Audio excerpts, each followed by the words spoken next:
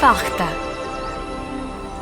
پیارے بچوں، سفید رنگ کی فاختہ امن کی نشانی ہوتی ہے، لیکن الف نگر کی فاختہ کو فساد پسند تھا۔ وہ صلح صفائی کے بجائے جھگڑا بڑھا دیتی، اسی لیے وہ فتنی فاختہ کہلاتی تھی۔ ایک صبح فتنی نے ککو کبوتر کو کلو کوے کے پیالے سے پانی پیتے دیکھ لیا۔ ککو نے گھبرا کر اس سے کہا، فاختہ بہن، کلو کا نہ بتائیے گا، وہ خفا ہو جائے گا۔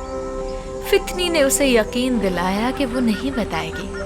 جیسے ہی ککو اڑا، فتنی نے کلو کے پیالے کا باقی پانی پی کر اسے خالی کر دیا۔ وہ فارغ بیٹھی کلو کا انتظار کرنے لگی تاکہ دونوں کے درمیان فساد کروائے۔ کلو آتے ہی اپنا خالی پیالہ دیکھ کر بھڑک اٹھا۔ کلو بھائی، تمہارا پیالہ ککو نے خالی کیا ہے۔ فتنی نے جھٹ سے اسے اطلاع دی۔ وہ تو تمہارا مذاق بھی اڑا رہا تھا اور کہہ رہا تھا کہ وہ کالے کوے سے ڈرتا نہیں ہے۔ یہ سننا تھا کہ کلو نے کائیں کائیں کر کے اپنے ساتھی کووں کو اکٹھا کر لیا۔ وہ اڑتے ہوئے ککو کے گھر جا پہنچے۔ فتنی فاختہ بھی اپنی تفریح کا لطف لینے کے لیے پیچھے پیچھے تھی۔ کلو نے جاتے ہی ککو سے لڑنا شروع کر دیا اور ابھی وہ سارے کوے ککو کی پٹائی کرنے والے تھے کہ عادل عقاب فوری طور پر وہاں آ پہنچا۔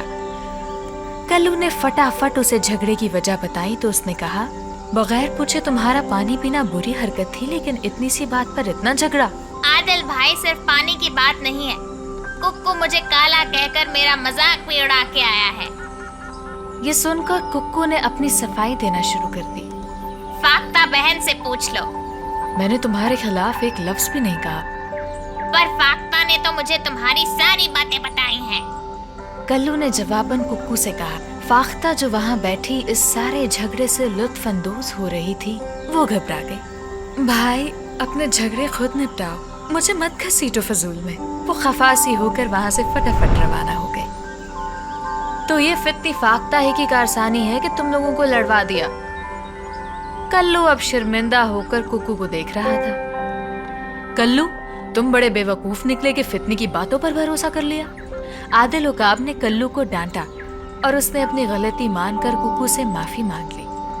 تو بچوں، اس دن الف نگر ایک بڑے فساد سے تو بچ گیا، مگر فاختہ کو اس کے بعد سب فتنی کہنے لگے۔ آپ سب نے بھی یہ سبق حاصل کر لیا نا کہ فساد پھیلانا اللہ کو بہت ناپسند ہے۔